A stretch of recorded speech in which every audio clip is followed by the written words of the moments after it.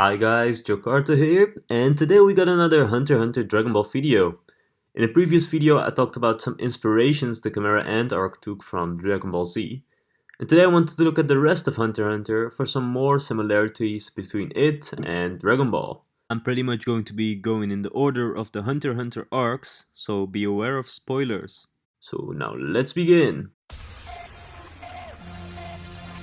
The first scene in Hunter x Hunter is a direct reference to the opening of Dragon Ball. Both series start with the main protagonist fishing, and I would not be surprised at all if Gon's entire fishing pole used as a weapon wasn't inspired by Goku using his Nyoibo or power pole throughout his younger years. One of the first enemies that Goku encounters on his journey is Oolong, a shapeshifting pig who uses his ability to scare people into thinking he's more threatening than he actually is. Gon encounters some similar foes before the Hunter exam starts, those being the Kiriko, although they shapeshift into forms that seem less harming than their true forms. In Dragon Ball, after the first arc is over, the second arc focuses on a fighting tournament called the Tenkaichi Budokai, or the Strongest Under the Heavens tournament, the winner of which will earn 500,000 Zeni. This is similar to when in Hunter x Hunter, after the Hunter exam is over, the main character's next goal is to train, fight, and earn money over at Heaven's Arena, which is a place where you can earn money by battling in matches that people are betting on. By beating your opponent, you rise up the tower, and up to a certain floor, you earn more money the higher up the tower you go. The first few floors of the tower actually involve a ring out rule, which the Tenkaichi Budokai also strictly abides by.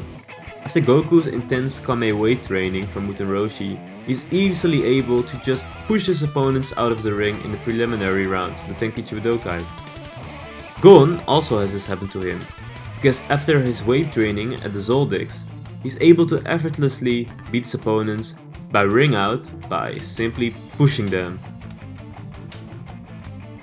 From the Heaven's Arena, we have Hisoka's opponent Castro, who I believe was inspired by two prominent Tenkaichi Budokai characters from Dragon Ball, those being the always losing Yamcha and the strong Tenshinhan or Tien.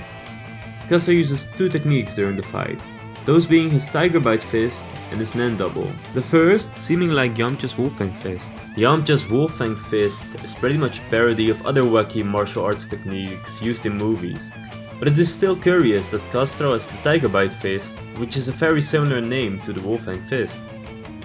Castro's double technique is similar to Tien's clone technique, except that Castro doesn't split his power among copies when he doubles, which Tien does. Very dumb Tien. If you still aren't convinced of the connection between these characters, here's my final piece of evidence.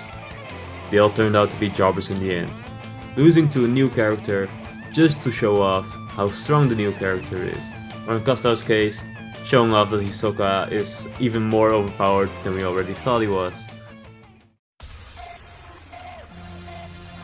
Another direct reference to Dragon Ball in Hunter x Hunter is right at the start of the Great Island arc, where there's a rumor going around that the prize for beating Great Island is a giant dragon who will appear and grant one wish.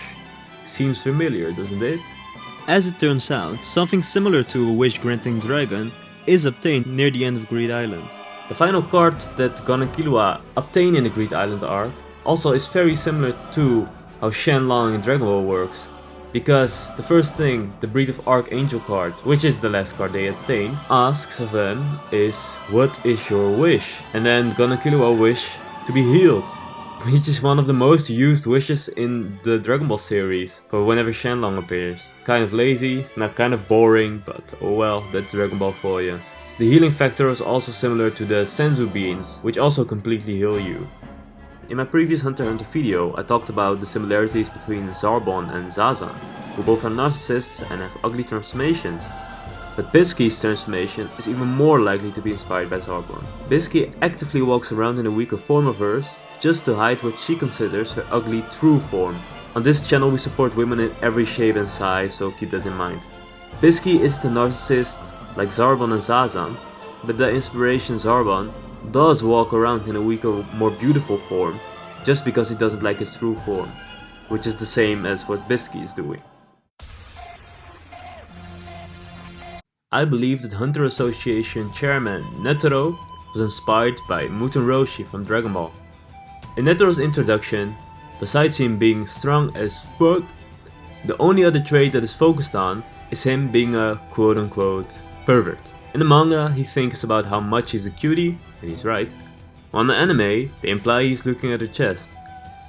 Obviously, this is similar to Muten Roshi, whose main trait is being a perverted old man. This trait of Netero never really returns, so I'd like to think that Togashi just did it in reference to Roshi. And spoiler alert, both characters also go down telling their opponent that no matter what happens to him right now, there will always be someone that will beat their opponent. Only difference is that Roshi comes back to life. Ha ha ha! Dragon Ball.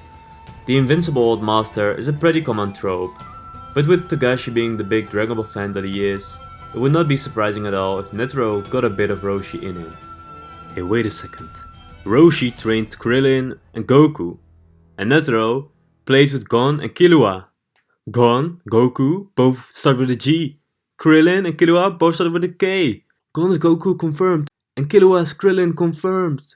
Holy shit! Anyway, something I forgot to mention in my previous video, that was told to me by a friendly comment on Reddit, is that there's another similarity between the Chimera Ant Royal Guards and the androids. While the android siblings and Neferpitou and Shia Poof are made of humans, Mentutu Yuppie and Android 16 are both created entirely out of non-humans, Yuppie being made of solely magical creatures and 16 being made of mechanical parts with no human base. In the final episode of the Hunter x Hunter anime, Gon goes to climb the world tree to finally meet his dad. He does it completely by hand and on his own without any tools. This is similar to how Goku has to climb Karin Tower to meet Karin, which he does on his own and also takes a long time. Both climbs are just very exaggerated in how long they will take, which is why I think these scenes are very similar to each other. And hey, Nanika might as well be the Dragon Balls, because they both revive people even if it doesn't make sense. Ha ha ha ha.